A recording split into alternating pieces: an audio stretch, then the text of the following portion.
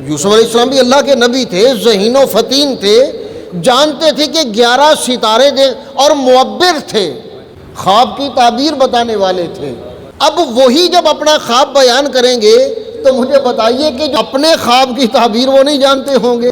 اب جب وہ کہہ رہے ہیں کہ انی رأیت 11 کوکبا، میں نے 11 ستارے دیکھے، ایک سورج دیکھا، ایک چاند دیکھا، اب اگلے جو الفاظ ہیں وہ جانتے ہیں کہ 11 میرے بھائی ہیں، سورج میرا باپ ہے، چاند میری ماں ہے جو اصل میں خالہ ہے، یعنی ماں تو پہلے فوت ہو چکی تھی، اس خواب سے پہلے ان کی ماں فوت ہو چکی تھی، اور ان کی بہن سے یعنی ماں کی بہن سے ان کی خالہ سے حضرت یعقوب علیہ السلام نے نکاح کیا۔ قمر سے مراد وہ خالہ۔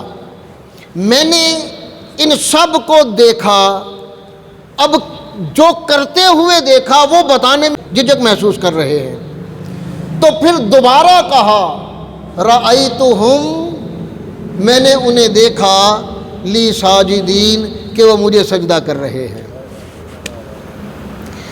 اب یہ ایک مقام دیا اللہ حضرت جلال نے حضرت یوسف علیہ السلام کو۔ یوسف علیہ السلام جانتے تھے کہ اللہ تعالیٰ مجھے یہ مقام و مرتبہ عطا فرمائے گا کہ میرے بھائی بھی میرے تابع ہوں گے اور میرے ماں باپ بھی میری محکومیت میں ہوں گے، حکومت میری ہوگی اور میرے بھائی اور میرے ماں باپ وہ میری حکومت کے تحت ہوں گے، میری نبوت کے تحت ہوں گے اور میرے تابع ہوں گے، وہ جانتے تھے۔ لیکن ایسی بات کہتے ہوئے یہ اصل میں ہمارے لیے ایک سبق ہے کہ ایک نبی جسے اللہ حضرت جلال نے کائنات انسانیہ میں سب سے بلند مقام دیا، نبی سے اونچا مقام کسی کا نہیں ہوتا انسانوں میں، سب سے اونچا مقام دیا، اور نبی اس مقام کو بتاتے ہوئے بھی جھجک رہے ہیں۔ مطلب یہ کہ اگر اللہ تعالیٰ کچھ عطا کر دے، کوئی منصب دے دے، کوئی علم دے دے، کوئی عقل دے دے، کوئی بھی نعمت عطا فرما دے، تو اس نعمت پر تکبر نہیں ہونا چاہیے، اترانا نہیں چاہیے، بلکہ ہمیشہ عجز و انکسار کا دامن تھام لینا چاہیے۔ یہ حضرت یوسف علیہ السلام کا 2 بار کہنا رأیتو، یہ اس میں جھجک اور ہچکچاہٹ کی وجہ سے۔ یاد رکھیں نبی کا خواب بھی وحی الہی ہوتا ہے۔ قرآن مجید میں اللہ تعالیٰ نے 6 خوابوں کا ذکر فرمایا، یعنی سچے خوابوں کا 6 خوابوں کا ذکر فرمایا، جن میں 4 خواب سورہ یوسف میں ہیں۔ ایک یہ خواب حضرت یوسف علیہ السلام کا، اور 2 خواب جب یوسف علیہ السلام جیل میں تھے، قید میں تھے، تو وہاں 2 لوگوں نے خواب دیکھا۔ ایک نے دیکھا کہ میں انگوروں سے شراب نچوڑ رہا ہوں، اور ایک نے دیکھا کہ میں روٹیاں اپنے سر پہ اٹھائے جا رہا ہوں اور پرندے ان روٹیوں کو کھا رہے ہیں۔ یہ 2 خواب 2 آدمیوں نے یوسف علیہ السلام کو بتائے۔ ایک خواب حضرت ابراہیم علیہ السلام نے دیکھا اپنے بیٹے کا، حضرت اسماعیل علیہ السلام کے ذبح کا، اور ایک خواب نبی کریم علیہ السلام نے خود دیکھا فتح مکہ کے حوالے سے، کہ مکہ فتح ہوگا اور آپ وہاں آزادانہ طور پر عمرے کے لیے جائیں گے۔ قرآن مجید میں اللہ حضرت جلال نے ان خوابوں کا ذکر فرمایا۔ اب خواب ہوتا کیا ہے؟ اس کی مختلف تعریفیں ہیں، مختلف ڈیفینیشنز ہیں کہ خواب کیا ہے۔ جب انسان سو جاتا ہے نیند کی حالت میں، جب اس کے حواس ظاہریہ منقطع ہو جاتے ہیں، حواس ظاہریہ کا عمل دخل ختم ہو جاتا ہے، آنکھیں بند ہو جاتی ہیں، کان باہر کی آواز سننا بند کر دیتے ہیں، زبان بند ہو جاتی ہے، چھونے سے پتہ نہیں چلتا کسے چھو رہا، یعنی جب حواس ظاہریہ 5 حواس جب منقطع ہو جاتے ہیں، تو ایسی حالت میں اللہ حضر جلال کی طرف سے بندے کے دل پر جو ادراکات ہوتے ہیں انہیں خواب کہا جاتا ہے۔ اس کی مثال حضرت امام حجر عسقلانی رحمۃ اللہ علیہ نے یوں دی ہے کہ جیسے بادل آتے ہیں، اب بادل بظاہر تو بارش کی علامت ہے نا، کہ بادل آئے ہیں بارش برسے گی، لیکن وہی بادل کبھی بارش برساتے ہیں اور کبھی بارش برسائے بغیر ہی چلے جاتے ہیں۔ تو اللہ حضر جلال کی طرف سے ادراکات آتے ہیں، لیکن ضروری نہیں کہ وہ ہمیشہ اللہ تعالیٰ کی طرف سے ہی ہوں۔ ان میں کبھی فرشتے شامل حال ہو جاتے ہیں، کبھی شیطان شامل حال ہو جاتا ہے۔ یعنی کبھی وہ خواب فرشتوں کے ذریعے آتے ہیں اور کبھی وہ خواب شیطان کے ذریعے آتے ہیں۔ نبی کریم علیہ الصلوۃ والسلام نے ارشاد فرمایا کہ اگر تم خواب دیکھ کر جب تمہیں تمہارا خواب یاد آئے تو تمہیں اطمینان ہو، تسلی ہو، خوشی ہو، تو سمجھ لو کہ تمہارا خواب اللہ کی طرف سے ہے۔ اور اگر تمہارا خواب جب تمہیں یاد آئے تو تم پریشان ہو جاؤ، افسردہ ہو جاؤ، رنجیدہ ہو جاؤ، غمگین ہو جاؤ، پریشان ہو جاؤ، تو پھر سمجھ لو کہ وہ خواب شیطان کی طرف سے ہے۔ ایک یہ تعریف نبی کریم علیہ الصلوۃ والسلام نے بیان فرمائی اچھے اور برے خواب کی۔ خواب اچھے بھی ہوتے ہیں اور خواب برے بھی ہوتے ہیں۔ اچھے خواب اللہ ذو الجلال کی طرف سے، برے خواب شیطان کی طرف سے، اور یہی دو ذرائع نہیں ہوتے خواب کے، یعنی ایک اللہ کی طرف سے اور ایک شیطان کی طرف سے، صرف یہی دو ذرائع نہیں ہوتے۔ خواب کی کئی اقسام ہوتی ہیں، ان دو کے علاوہ بھی خواب کے ذرائع ہوتے ہیں۔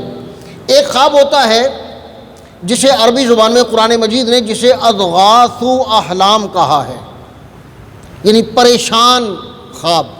وہ خواب ایسے ہوتے ہیں نہ ان کی توجیہ اور نہ ان کی کوئی حقیقت، جو خلاف واقع ہوتے ہیں۔ مثال کے طور پہ خواب میں دیکھا کہ آسمان پر ایک بہت بڑا درخت اگا ہوا ہے، یا خواب میں دیکھا کہ چونٹی پر ہاتھی سوار ہو رہا ہے۔ اب یہ ایسے خواب ہیں جو خلاف واقع ہیں، جن کا حقیقت سے کوئی تعلق نہیں۔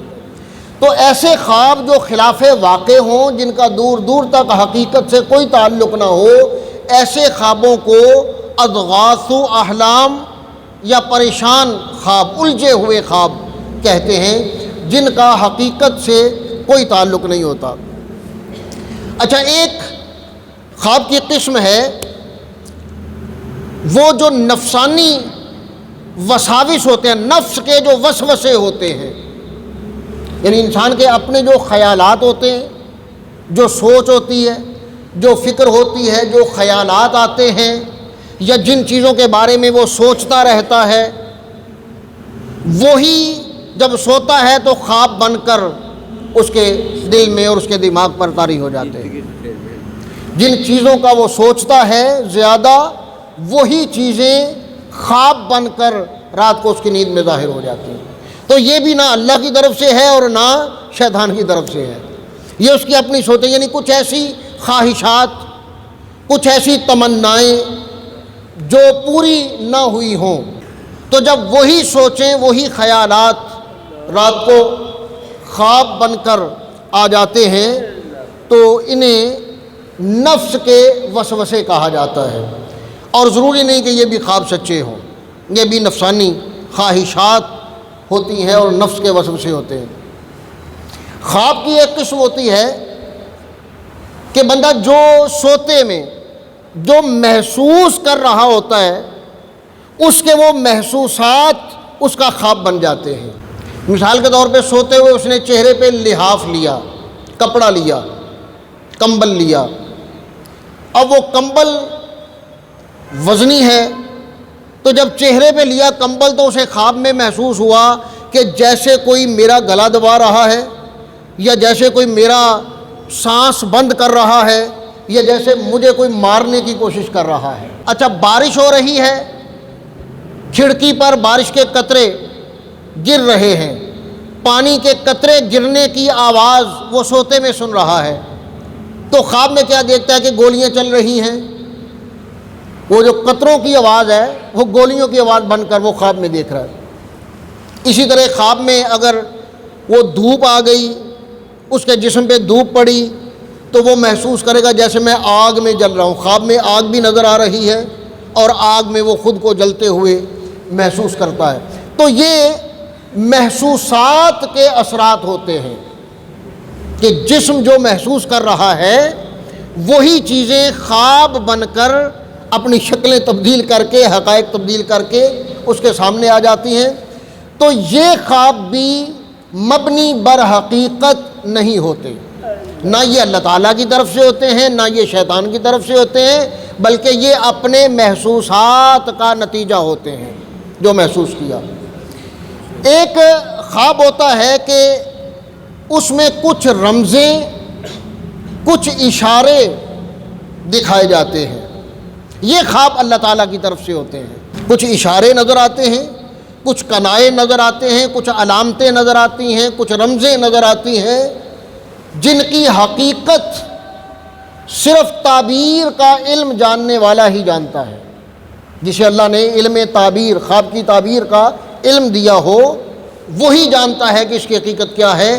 جن میں ایک خواب یہ ہے جو حضرت یوسف علیہ السلام نے دیکھا کہ 11 ستارے دیکھے، سورج دیکھا، چاند دیکھا۔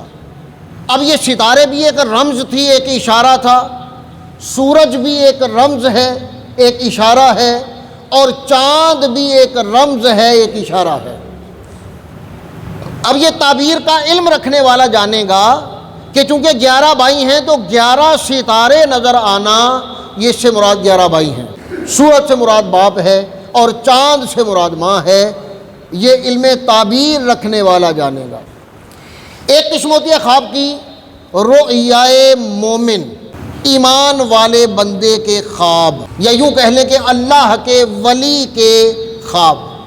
مومن حقیقی جو ہوتا ہے نا، جو مومن کامل ہوتا ہے، وہ اللہ کا ولی ہوتا ہے۔ یہ پہلے بھی کئی بار اس پہ عرض کر چکا ہوں کہ اللہ کا ولی ہونے کے لیے ضروری نہیں کہ بندہ کسی کا خلیفہ ہو یا کسی آستانے سے وابستہ ہو، کسی گدی پہ بیٹھنے والا ہو۔ ولی ہونے کے لیے یہ چیزیں ضروری نہیں۔ جو مومن کامل ہے، جو پختہ ایمان والا ہے، وہ اللہ کا ولی ہے۔ تو جو مومن کامل ہوتا ہے، اسے جو خواب آتے ہیں انہیں رؤیائے مومن کہا جاتا ہے، اور وہ خواب بھی اللہ ذو الجلال کی طرف سے ہوتے ہیں۔ جن میں ایک بہت بڑی مثال حضرت شرف الدین بوصیری رحمۃ اللہ علیہ، صاحب قصیدہ بردہ شریف، وہ واقعہ سنا ہوا نا ان کا، حضرت بوصیری رحمۃ اللہ تعالی علیہ کا، کہ جب وہ قصیدہ بردہ شریف لکھ رہے تھے، ایک روایت میں ہے کہ ابھی مکمل نہیں ہوا تھا، ایک شعر کا ایک مصرع ہو چکا تھا، دوسرا مصرع نہیں ہو رہا تھا۔ یعنی ایک مصرع ہو چکا ہے، فَمَبْلَغُ الْعِلْمِ فِيهِ أَنَّهُ بَشَرٌ، یہ مصرع ہو چکا ہے، فَمَبْلَغُ الْعِلْمِ فِيهِ أَنَّهُ بَشَرٌ، کہ ہمارا جتنا علم ہے، اس علم کا حاصل، اس علم کا نتیجہ تو یہ ہے کہ نبی کریم علیہ السلام بشر ہیں۔ یہ مصرع ہوا حضرت شیخ شرف الدین بوصیری رحمۃ اللہ علیہ۔ اب دوسرا مصرع سوچتے ہوئے نیند آ گئی، اسی الجھن میں سو گئے، تو خواب میں حضور علیہ السلام تشریف لے آئے۔ اب یہ ہے رؤیائے مومن، ایک سچے عاشق مصطفیٰ صلی اللہ علیہ وسلم کا خواب، ایک پکے مومن کا خواب۔ اب جب خواب میں حضور علیہ السلام تشریف لائے تو کہا حضور ایک مصرع ہو گیا ہے، دوسرا مصرع سوچ رہا ہوں، وہ دوسرا مصرع نہیں ہو رہا، آپ کی نعت لکھ رہا ہوں، آپ کا قصیدہ لکھ رہا ہوں۔ تو کہا کہ کیا ہوا ہے، مصرع کیا ہوا ہے؟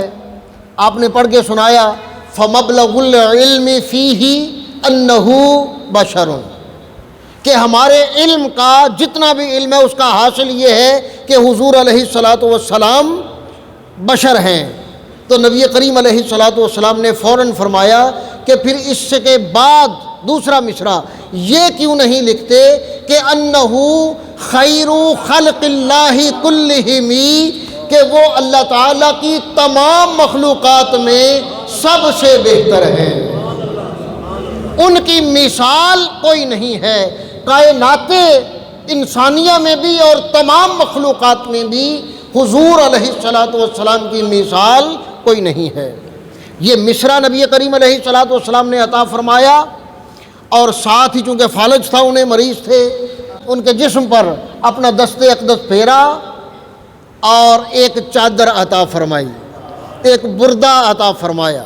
بردہ عربی میں چادر کو کہتے ہیں۔ تو جب آنکھ کھلی تو وہ جو جسم فالج زدہ تھا وہ بھی ٹھیک ہو گیا، اور پورے کمرے میں خوشبوئیں بھی آ رہی ہیں اور وہ چادر بھی آپ کے سرانے پڑی ہوئی ہے جو خواب میں حضور علیہ الصلوۃ والسلام نے عطا کی۔ تو آپ نے اس قصیدے کا نام قصیدہ بردہ شریف رکھا، بردہ، قصیدۃ البردہ۔ تو یہ ایک مومن کا خواب۔ حضرت شاہ ولی اللہ محدث دہلوی رحمۃ اللہ تعالی علیہ، آپ اپنے باپ کا ایک واقعہ لکھتے ہیں، انفاس العارفین کتاب ہے ان کی، اس میں لکھتے ہیں کہ میرے باپ بیمار تھے تو اس بیماری کی حالت میں انہیں خواب میں حضور علیہ الصلوۃ والسلام کی زیارت ہوئی۔ اب جب نبی کریم علیہ الصلوۃ والسلام تشریف لائے خواب میں، تو آقا علیہ الصلوۃ والسلام نے ایک تو انہیں اپنے 3 منہ مبارک عطا فرمائے، اور دوسرا آپ کا دست اقدس ان کے جسم پر لگا تو جو بیماری تھی اس بیماری سے بھی شفا یاب ہو گئے۔ اور یہ حضرت شاہ ولی اللہ محدث دہلوی رحمۃ اللہ علیہ انہوں نے لکھا ہے اپنے باپ کے حوالے۔ تو جتنے خواب کامل مومن دیکھتے ہیں ایمان والے، ان خوابوں کو رؤیائے مومن کہا جاتا ہے، اور وہ خواب اللہ تعالیٰ کی طرف سے ہوتے ہیں۔ اور جنہیں خواب میں حضور علیہ الصلوۃ والسلام کی زیارت ہوتی ہے، نبی کریم علیہ الصلوۃ والسلام کی حدیث مبارک ہے، حضور علیہ الصلوۃ والسلام نے ارشاد فرمایا کہ جس نے خواب میں میری زیارت کی، ان قریب وہ جاگتے ہوئے بھی مجھے دیکھے گا۔ ایک قسم ہے خواب کی رؤیائے صادقہ، سچے خواب، اور ایسے خواب صرف اور صرف انبیاء کرام علیہم السلام کے ہوتے ہیں۔ یوسف علیہ السلام نے جو خواب دیکھے جن کا ذکر کیا، اور جو 2 خواب یوسف علیہ السلام کو بیان کیے گئے، وہ خواب بھی رؤیائے صادقہ چونکہ قرآن مجید میں اللہ تعالیٰ نے بیان فرمائے۔ ابراہیم علیہ السلام کا خواب وہ بھی رؤیائے صادقہ، اور نبی کریم علیہ الصلوۃ والسلام کا خواب جو فتح مکہ کے حوالے سے آپ نے دیکھا سورہ فتح میں جس کا ذکر ہے، تو یہ سچے خواب۔ ایک قسم ہوتی ہے خوابوں کی مستقبل کے بارے میں علم ہونا، آنے والے واقعات کا پتہ چل جانا خواب کے ذریعے کہ کیا ہونے والا ہے۔ یہ اللہ تعالیٰ خواب میں اپنے بندوں کو بتا دیتا ہے کہ کیا ہونے والا ہے، اور جب اللہ تعالیٰ بتاتا ہے تو اس میں تخصیص نہیں ہے کہ اللہ تعالیٰ نبی کو ہی بتائے گا۔ اللہ کسی بھی ایمان والے کو بتا سکتا ہے، کسی بھی ولی کو بتا سکتا ہے، کسی عام مسلمان کو بتا سکتا ہے۔ اب اس کی تعبیر کوئی سمجھے یا نہ سمجھے وہ علیحدہ علم ہے، البتہ اللہ تعالیٰ کی طرف سے آنے والے واقعات کی اطلاع اشارے میں، رمز میں، کسی علامت میں اللہ تعالیٰ کی طرف سے بتا دی جاتی ہے۔ جو تعبیر کا علم رکھتے ہیں وہ جان لیتے ہیں، اور جو یہ علم نہیں رکھتے وہ محروم رہ جاتے ہیں۔ اسی لیے حضور علیہ الصلوۃ والسلام نے فرمایا کہ جب بھی تم اچھا خواب دیکھو تو تعبیر کا علم جاننے والے سے اس کی تعبیر پوچھو، علماء سے اس کی تعبیر پوچھو جو قرآن کا علم رکھتے ہوں، حدیث کا علم رکھتے ہوں، خوابوں کا علم رکھتے ہوں، تعبیر کا علم رکھتے ہوں، ان سے ان کی تعبیر پوچھی جائے۔ ہماری تاریخ اسلام میں، مسلمانوں میں، ہمارے علماء میں، اکابرین میں بہت سے معبر ہوئے ہیں جنہوں نے خواب کی تعبیر بتائی، اور ان کی بتائی ہوئی تعبیر درست ہوتی تھی کہ انہیں تعبیر کا علم اللہ تعالیٰ نے عطا فرمائے۔ امام ابن سیرین رحمہ اللہ تعالیٰ خاص طور پہ تعبیر الرؤیا ان کی کتاب ہے۔ تو یہ جو مستقبل کی اطلاع دینے والے خواب ہیں وہ بھی اللہ تعالیٰ اپنے بندوں کو اطلاع دیتا ہے۔ نبی کریم علیہ الصلوۃ والسلام پر جب وحی کا آغاز ہوا، جب پہلی وحی ابھی آئی نہیں تھی، پہلی بار جبرائیل علیہ السلام ابھی آئے نہیں تھے، تو اس وحی کے آنے سے پہلے جو وحی آئی وہ خوابوں کے ذریعے وحی تھی۔ جبرائیل کے آنے سے پہلے حضور علیہ الصلوۃ والسلام کو سچے خواب آنا شروع ہوئے۔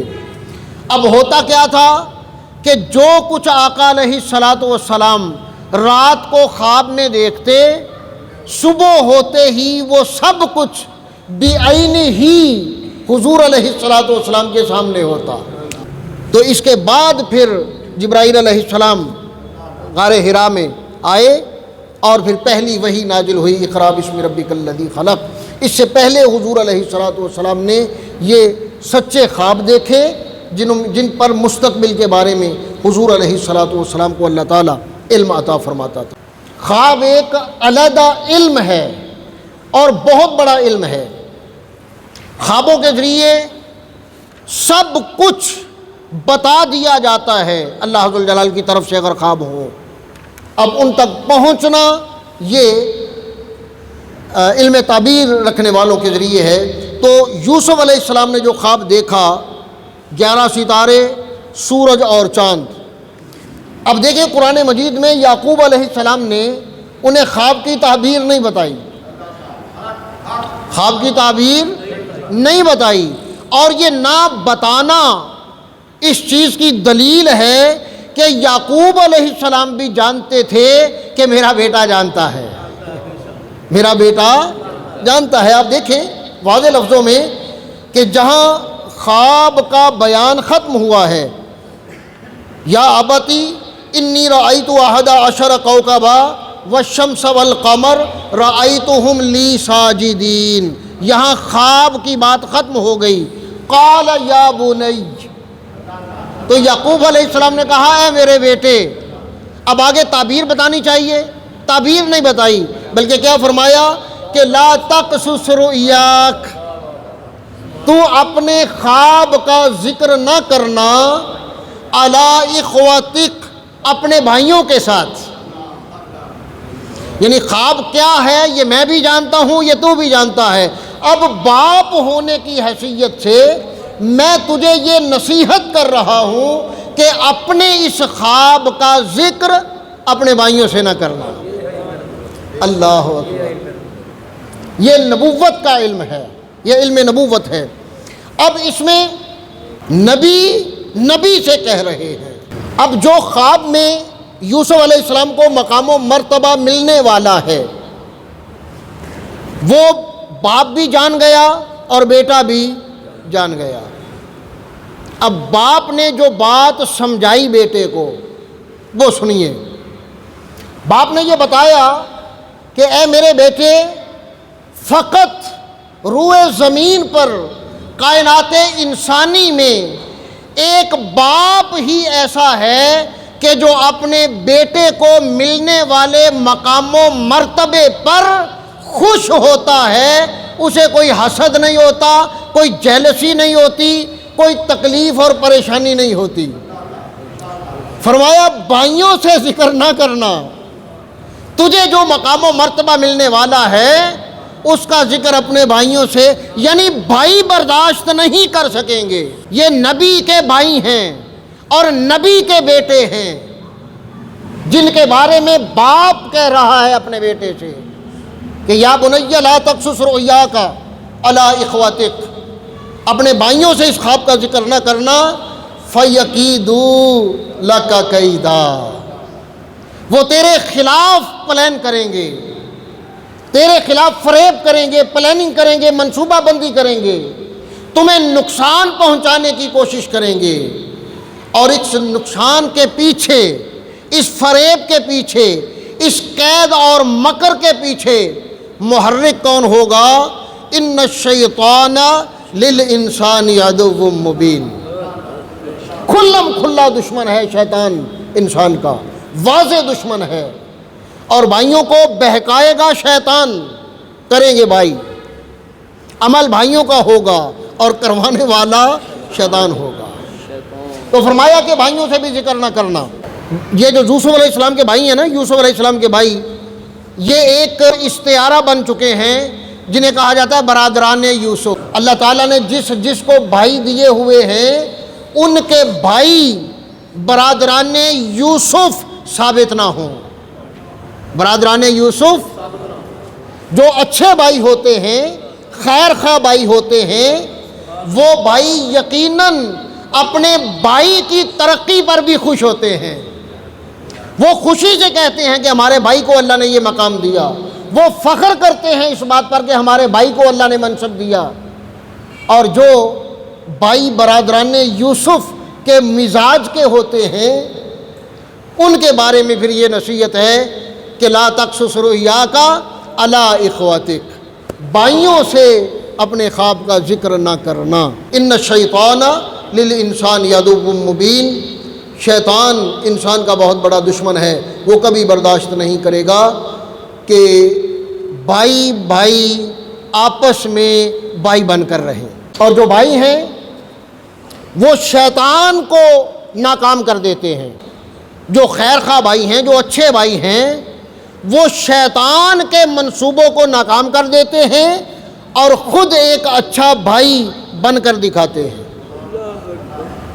غلطیاں، کوتاہیاں، کمیاں، خامیاں ہر انسان میں ہوتی ہیں۔ جو یہ سمجھتا ہے نا کہ میرے بھائی میرے ساتھ زیادتی بہت کرتے ہیں، میرے ساتھ ظلم ہی بڑا کرتے ہیں، میرے ساتھ غلط ہی بہت چلتے ہیں، تو وہ ذرا اپنے گریبان میں جھانک کر دیکھے کہ کیا وہ غلطیاں نہیں کرتا؟ کیا اس سے ظلم زیادتی نہیں ہوتا کسی کے ساتھ؟ یا کیا وہ ایسا انسان ہے کہ جس سے غلطی، کوتاہی، کمی، خامی کا امکان ہی نہیں ہے؟ بھئی اگر تمہارے بھائیوں سے غلطی ہوئی ہے تو تو بھی غلطیوں کا پتلا ہے، تجھ سے بھی غلطیاں ہوتی ہیں۔ تو جو اچھے بھائی ہوتے ہیں وہ بھائیوں کی غلطیاں بھی معاف کر دیتے ہیں، اور جو بھائی ہوتے ہیں وہ بھائیوں کے خیر خواہ ہوتے ہیں۔ تو ہمیشہ اپنے بھائیوں کے لیے برادران یوسف نہ بنیے گا۔ اللہ تعالی ہمارے تمام معاملات زندگی ان میں اپنی رحمت شامل حال فرمائے، شیطان سے محفوظ فرمائے۔ یہ شیطانی ہتھ کنڈے ہوتے شیطانی ہتھ کنڈے ہیں، اور چونکہ ہم خود کو بچا نہیں پاتے ان ہتھ کنڈوں سے، تو نقصان ہم خود اٹھاتے ہیں۔ اللہ تعالی ہمیں محفوظ فرمائے۔